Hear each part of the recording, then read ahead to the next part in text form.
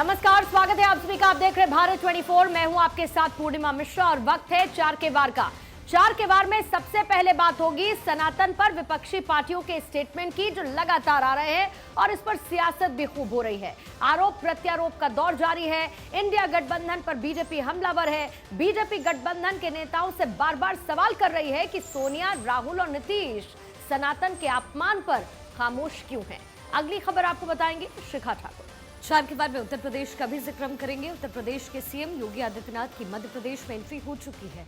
योगी आदित्यनाथ ने उज्जैन में महाकाल मंदिर में विधि विधान से पूजा अर्चना की और योगी के मध्य प्रदेश दौरे से कई कयास लगाए जा रहे हैं। योगी की मांग मध्य प्रदेश में लगातार बढ़ रही है और यही वजह है कि बीजेपी मध्य प्रदेश लेकर के आदित्यनाथ को पहुंची है। डिटेल में आगे खबर आप तक पहुंचाऊंगी। अगली खबर पूजा बताइए। देखिए, केंद्र सरकार ने जनता के हक में फैसले किए। 75 लाख नए उज्ज्वला कनेक्शन दिए जाने की बात फिर से दोहराई जा रही है और कोर्ट में ई फाइलिंग सिस्टम को बढ़ावा दिया जाएगा। ये कुछ वो योजनाएं हैं जिनकी तरफ लगातार सरकार आगे बढ़ रही है। इस पर विस्तार से जानकारी आगे मैं दूंगी, लेकिन अगली खबर आपको बताएंगे आयुष। समाजवादी पार्टी के नेता आजम खान फिर जेल जाएंगे। जी हां, आजम खान के ठिकानों पर आज फिर इनकम टैक्स की टीम ने रेड की। रेड के दौरान सपा नेता आजम खान की तबीयत खराब हो गई। पूरा मामला क्या है, किस मामले को लेकर कार्रवाई हुई है, ये बताएंगे। लेकिन उससे पहले एक बड़ी खबर बताएंगी पूर्णिमा मिश्रा। और बड़ी खबर यही है कि केंद्रीय कैबिनेट की जो बैठक है उसमें प्रधानमंत्री मोदी को बधाई दी गई है और वजह है G20 का सफल आयोजन, जिसके लिए केंद्रीय कैबिनेट की बैठक में प्रधानमंत्री को सभी केंद्रीय मंत्रियों ने बधाई दी, पीएम का अभिनंदन किया। कैबिनेट बैठक में धन्यवाद प्रस्ताव भी पेश किया गया। एक तरफ जहां पर G20 का आयोजन हिट रहा है तो प्रधानमंत्री मोदी का स्वागत भी देखने को मिला वैसा ही, क्योंकि केंद्रीय कैबिनेट की बैठक में प्रधानमंत्री मोदी जब पहुंचे तो G20 के सफल आयोजन को लेकर उनको बधाई दी गई। न सिर्फ बधाई दी गई बल्कि धन्यवाद प्रस्ताव भी पेश किया गया। कुछ तस्वीरें इस वक्त आप G20 की देख रहे हैं। एक ये रिकैप है जिस तरीके से G20 का आयोजन हुआ था। तमाम राष्ट्राध्यक्ष पहुंचे और न सिर्फ भारत में बल्कि विश्व भर में G20 की मेजबानी को लेकर भारत की तारीफ हुई है। आइए सीधा रुख करेंगे, मेरे सहयोगी आनंद इस पर और ज्यादा जानकारी के साथ इस वक्त जुड़ चुके हैं। आनंद, जरा डिटेल में बताइए, प्रधानमंत्री मोदी का स्वैग से कैसे स्वागत हुआ जब प्रधानमंत्री मोदी पहुंचे कैबिनेट की इस बैठक में? जी बिल्कुल, अगर बात करें G20 को लेकर, जैसे ही देश बेहद उत्साहित है, पार्टी भी उसको लेकर बेहद ही उत्साहित है कि जैसे उत्साह G20 जैसे हुआ है उसको लेकर तमाम विदेशी मेहमान से लेकर तमाम लोग उसकी बड़ाई कर चुके हैं। उसी का अंदाजा था कि आज बुधवार को जो कि मोदी कैबिनेट या सेंट्रल कैबिनेट की बैठक हुई थी, तो जैसे ही प्रधानमंत्री उस बैठक में आते हैं तो तमाम मंत्री खड़े होकर उनके साथ तालियां बजाने लगे और उसके साथ साथ जैसे ही बैठक आगे चल रही थी तो धन्यवाद प्रस्ताव लाया गया, जहां प्रधानमंत्री से लेकर तमाम सरकार ने जो भी कार्य किए उसको लेकर धन्यवाद दिया गया प्रधानमंत्री को। और ये था सरकार का। अगर बात करें अब पार्टी भी इसको लेकर विशेष इंतजाम कर रही है। मैं खुद इस वक्त बीजेपी मुख्यालय में हूं, आप देखेंगे जहां पे तमाम ये नज़ारे बीजेपी मुख्यालय के हैं, जहां कुछ देर बाद ही प्रधानमंत्री सीईसी की बैठक को लेकर आएंगे। तो तमाम सुरक्षा एजेंसी आप देखिए पहुंच चुकी हैं और उसके साथ साथ बीजेपी ने प्रधानमंत्री जो कि सीईसी की बैठक में आएंगे उनको स्वागत को लेकर भव्यता, एक अलौकिक दृश्य कहें, एक अलग तरीके से लेकर जाएगी, उसको लेकर तैयारियां शुरू कर दी हैं। और उस दौरान बीजेपी के दिल्ली एनसीआर के कई कार्यकर्ता भी आएंगे, तो उसको लेकर देखिए ये तमाम मेटल डिटेक्टर्स लगाए गए हैं। जो भी कार्यकर्ता बीजेपी मुख्यालय में आएंगे उनको प्रॉपर चेक किया जाएगा, उसके बाद ही एंट्री दी जाएगी।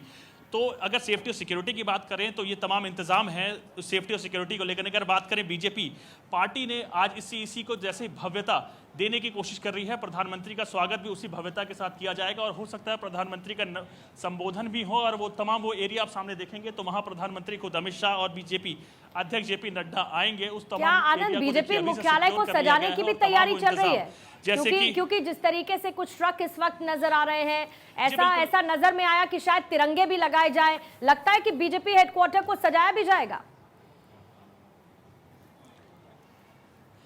बिल्कुल, अगर प्रधानमंत्री नरेंद्र मोदी सीसी की मीटिंग में आएंगे तो उसको भव्यता देने के लिए या कहें उसको अलौकिक दृश्य देने के लिए तमाम वो कोशिश की जाएंगे। अब ये सामने ट्रक दे रखे हैं तो वहाँ पे फूलों से लेकर तमाम वो बारिशें होंगी, यहाँ वो गाने देशभक्ति के गाए जाएंगे, जिससे लेकर कार्यकर्ता अपने तमाम बड़े नेता भी मौजूद रहेंगे, कई केंद्रीय मंत्री भी मौजूद रहेंगे। खुद जब बीजेपी के वरिष्ठ नेताओं में से एक प्रधानमंत्री नरेंद्र मोदी जब यहाँ रहेंगे तो उनके स्वागत उसी भव्यता के साथ किया जाएगा। तमाम गाने होंगे, फूल होंगी, मालाएं होंगी, सेफ्टी के साथ कार्यकर्ता होंगे और इसी दौरान प्रधानमंत्री एक छोटा सा रोड शो भी करेंगे। तो आप तमाम इंतजाम देखिए, फूलों से लेकर सजाने का दौर शुरू हो चुका है, होर्डिंग्स लगाई जा रही हैं सेफ्टी सिक्योरिटी को देखते हुए।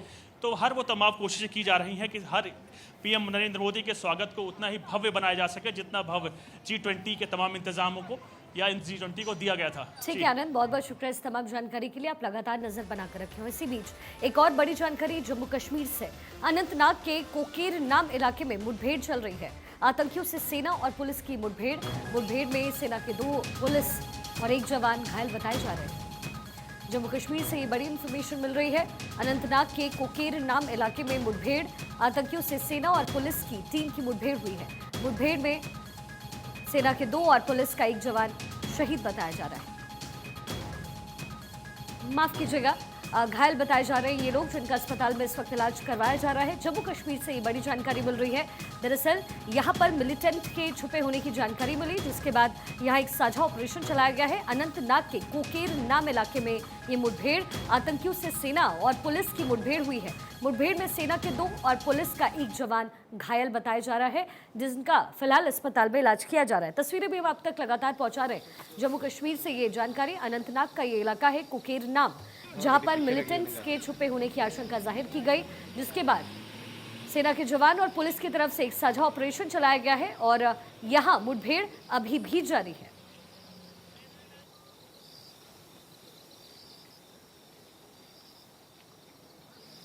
अनंतनाग के कोकेर नाग इलाके में मुठभेड़ की घटना हुई है। अभी भी यहां पर फिलहाल मुठभेड़ चल रही है, यानी बड़ी कार्रवाई यहां पर छिपे आतंकियों के खिलाफ चलाई जा रही है। सेना के जवान और पुलिस का ये साझा ऑपरेशन है और इस पे कुल 3 जवान घायल बताए जा रहे हैं, लेकिन मुठभेड़ अभी भी यहां इस इलाके में चल रही है।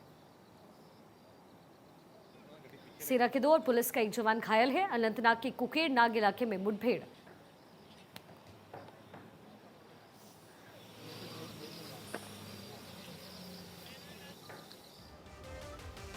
और देखिए, सनातन को लेकर देश की सियासत में पिछले कई दिनों से घमासान मचा हुआ है।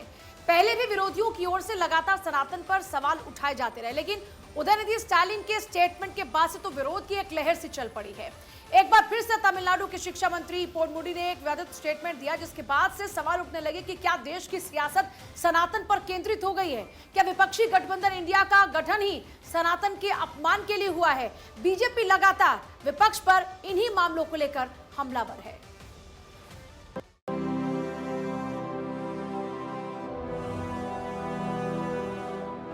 पहले उदयनिधि स्टालिन ने सनातन को खत्म करने की बात कही और उसके बाद नेताओं में सनातन के खिलाफ बोलने की होड़ लग गई। डीएम के सांसद ए राजा से लेकर अभिनेता प्रकाश राज समेत अलग अलग राज्यों में अलग अलग पार्टियों में सनातन के विरोध और समर्थन में आरोप प्रत्यारोप शुरू हुए। अब तमिलनाडु के शिक्षा मंत्री ने एक स्टेटमेंट देकर इंडिया गठबंधन की मुश्किल बढ़ा दी है। तमिलनाडु के शिक्षा मंत्री और डीएम के नेता पोनमुडी ने जो कहा, उस पर हंगामा मच गया है। पोनमुडी ने कहा कि हमारा अलायंस सनातन विरोध के लिए ही बना है। पहले सुनिए पूरी बात, पोनमुडी ने क्या कहा। பத்திரிகைகளின் மூலமாக ஊடகங்களின் மூலமாக நம்முடைய இந்த சனாதன எதிர்ப்பு கொள்கையை இந்தியா என்ற இங்கே எல்லாம் நண்பர்களும் சொல்லிவிட்டார்கள். இந்த இந்தியா என்பது ஒரு சனாதன கொள்கைக்கு எதிர்ப்பாக உருவாக்கப்பட்டிருக்கிற கூட்டணி தான் இந்தியா. இதற்குள் கருத்து வேறுபாடு. हंगामा मचना तय था। बीजेपी नेता रविशंकर प्रसाद मीडिया के सामने आए और उन्होंने कहा कि यह साफ हो गया है कि इंडिया गठबंधन का एजेंडा ही सनातन का विरोध करना है। जो वहां के शिक्षा मंत्री ने कहा है वो एक सच्चाई है और इनका हिडन एजेंडा है सनातन धर्म का विरोध करके वोट बैंक की पॉलिटिक्स करना। और इस पूरी प्रक्रिया में ये लोग बहुत दिन से लगे हुए हैं। खरगे जी ने भी तो सनातन का विरोध किया था ना, जो उनके सम्मानीय अध्यक्ष हैं। क्या उन्होंने अपने पुत्र के बारे में कोई टिप्पणी किया? ये लोग एवरी रिलीजन की बात करके लिपापोती करते हैं। मैं कांग्रेस पार्टी से पूछता हूं और इस गठबंधन से पूछता हूं, क्या किसी और आस्था के देवों का आलोचना करने का इनका अधिकार है? इनकी हिम्मत है? कर पाएंगे क्या ये? बीजेपी अब इंडिया अलायंस पर निशाना साध रही है और सवाल पूछ रही है कि पोनमुडी के मुद्दे पर, उदयनिधि के बोल पर स्टालिन चुप क्यों हैं? सोनिया और राहुल खामोश क्यों हैं? नीतीश कुमार कब बोलेंगे? क्या अखिलेश जुबान खोलेंगे? इंडिया गठबंधन सनातन के विरोध के लिए ही हुआ है। पोनमुडी के एक स्टेटमेंट ने गठबंधन के हर नेता को मुश्किल के भंवर में फंसा दिया है। इंडिया गठबंधन के नेताओं के सुर अलग अलग सुनाई दे रहे हैं। नेता अपनी अपनी सुविधा और नफा नुकसान के हिसाब से बोल रहे हैं। कांग्रेस सर्वधर्म सद्भाव की बात कहकर पल्ला झाड़ रही है, लेकिन प्रियांक खड़गे उदयनिधि के समर्थन में खड़े दिखाई दे रहे हैं। अरविंद केजरीवाल सॉफ्ट लाइन ले चुके हैं, तो अब जाकर राघव चड्ढा खुद को सनातनी बता रहे हैं और उदयनिधि को छोटा नेता कह रहे हैं। यही हाल टीएमसी से लेकर जेडीयू, आरजेडी तक कमोबेश हर पार्टी का है। इधर बीजेपी ने इस मुद्दे पर साफ कर दिया है कि वो सनातन के समर्थन में खड़े रहकर सख्ती से जवाब देगी। यानी सनातन के मुद्दे पर जो हंगामा बरपा है उसकी गूंज 24 के चुनाव तक सुनाई देती रहेगी। Bureau report, Bharat 24। और इसी बीच एक बड़ी खबर, सनातन को लेकर बीजेपी विपक्ष पर हमलावर है। बीजेपी के प्रवक्ता संबित पात्रा ने विपक्ष पर निशाना साधा। कहा, विपक्ष का एजेंडा ही, लक्ष्य ही सनातन को मिटाना है। संबित पात्रा ने पूछा, क्या पूजा करना डेंगू मलेरिया की उपासना है? एक बड़ा हमला बीजेपी की तरफ से विपक्ष पर। और हाल के दिनों में जिस तरह सनातन को लेकर स्टेटमेंट सामने आए थे, उसके बाद बीजेपी और आक्रामक दिख रही है। बीजेपी के प्रवक्ता संबित पात्रा ने क्या कहा, सुनते हैं। बंधुगण, मुझे बड़ा आश्चर्य लगता है, मुझे दुख लगता है। Dengue, malaria, corona, leprosy, AIDS, ये हिंदू धर्म को इस प्रकार की बीमारियों से आप कंपेयर करते हैं? हम तो जो बीमार है उसे किस प्रकार से ठीक किया जाए, हर बीमार के प्रति संवेदनशीलता, ये हिंदुस्तान का धर्म है। और एक तरफ आप देखिए, हिंदू धर्म डेंगू है, हिंदू धर्म एड्स है, पूरे विश्व के लिए मेनेस है, इट्स अ वर्ल्ड मेनेस। अभी एक बहुत बड़े नेता जो ये एंटी हिंदू कोऑर्डिनेशन कमेटी के सदस्य हैं, उन्होंने कल ही कहा है कि हिंदू धर्म एक वर्ल्ड मेनेस है, it's a world menace, it should be thrown out of the world forum.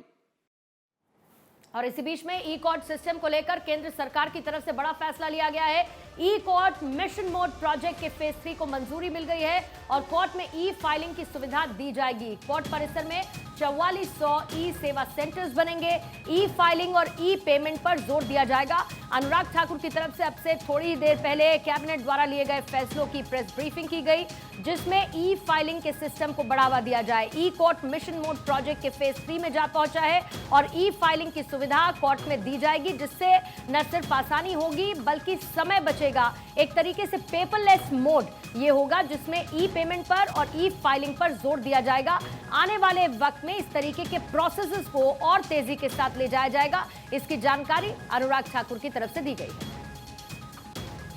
E courts mission mode project phase 3 को आज मंजूरी मिली है और e courts mission mode project के फेज 3 को